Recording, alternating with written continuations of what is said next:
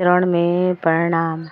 सुतला में रहनी हम टूटही मड़ैया रे जान, ए जान सपना में देखनी गुरु के सूरतिया रे जान, ए जान सपना में देखनी गुरु के सूरतिया रे जान। गिरावा पर देखनी हम बड़े बड़े जटावा रे जान, जान जटावा से बहे गंगा धारावा रे जान, जान जटावा से बहे गंगा धारावा रे जान। लीलारा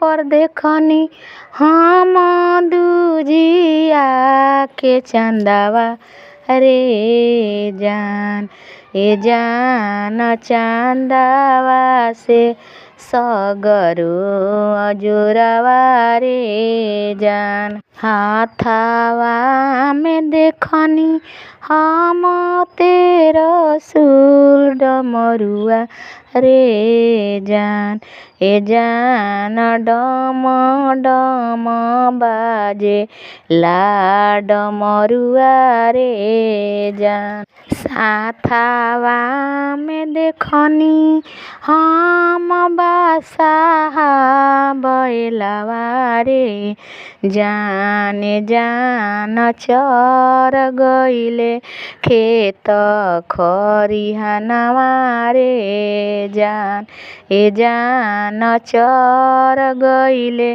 खेत खरिहानवा रे जान। गलावा में देखनी हम सरफ के मालावा रे जान, जान सरफ छोड़ेले फुफुकरवा रे जान, ए जान सरफ छोड़ेले फुफुकरवा रे जान।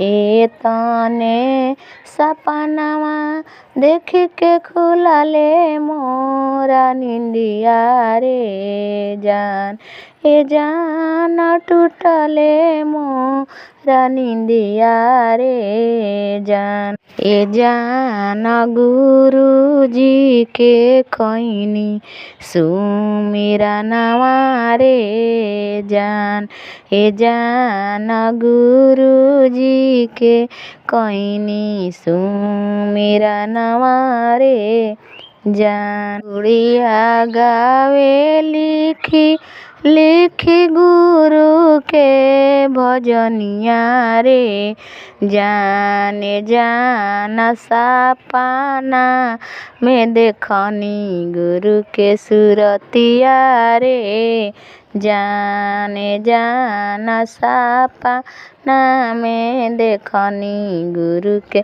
सूरतिया रे जान। हर महादेव मैया पार्वती की जय।